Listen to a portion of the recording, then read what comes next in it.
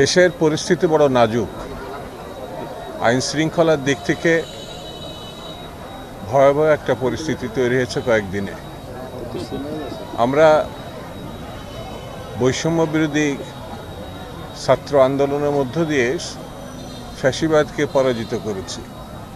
গণতন্ত্রের ফিরে আসার একটি সম্ভাবনা দেখা দিয়েছে, কিন্তু 6 মাস থেকে 7 মাসে আমরা পড়েছি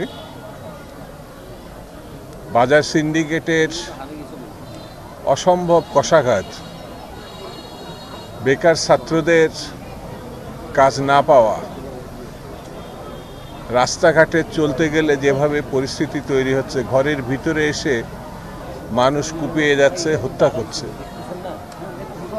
তখনই মানুষ শিউরে ওঠে।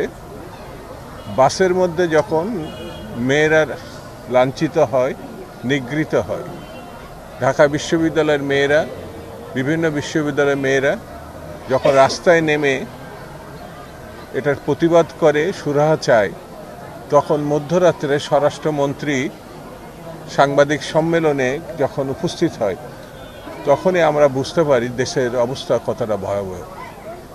ডক্টর মামুন, আজকে তাকে সম্বর্ধনা দেওয়া হচ্ছে নতুন বাংলাদেশ বা গণতান্ত্রিক বাংলাদেশের প্রত্যাশায় যে ছাত্ররা কাজ করেছিল শিক্ষক হিসাবে, তার পাশে দাঁড়িয়ে যে স্বপ্ন মানুষকে সে দেখিয়েছিল, যে কারণে আজকে রংপুরে আমরা এই অনুষ্ঠানে হাজির হয়েছি।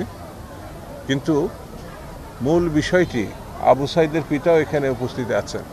সে তার সন্তানকে দেশের জন্যে উজাড় করে দিয়েছে, কিন্তু সেই অবস্থা যদি আমরা না পাই, নৌবাহিনীর ঘাঁটিতে যদি দুষ্কৃতিকারীরা আক্রমণ করে এবং সেটি আমাদের দেখতে হয়, এর থেকে পরিতাপের বিষয় বোধহয় বাংলাদেশে আর দ্বিতীয়টি নাই।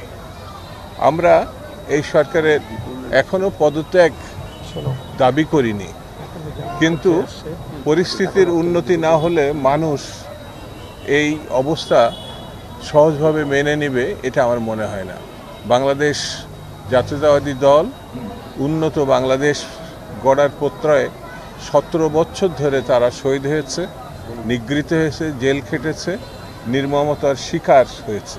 সেই জন্য আমাদের বক্তব্য খুব স্পষ্ট, যত দ্রুত সম্ভব এ ভূখণ্ডকে মানুষের বসবাস করার উপযোগী করার পদক্ষেপ এই সরকার নেবে, এটা আমরা প্রত্যাশা করি।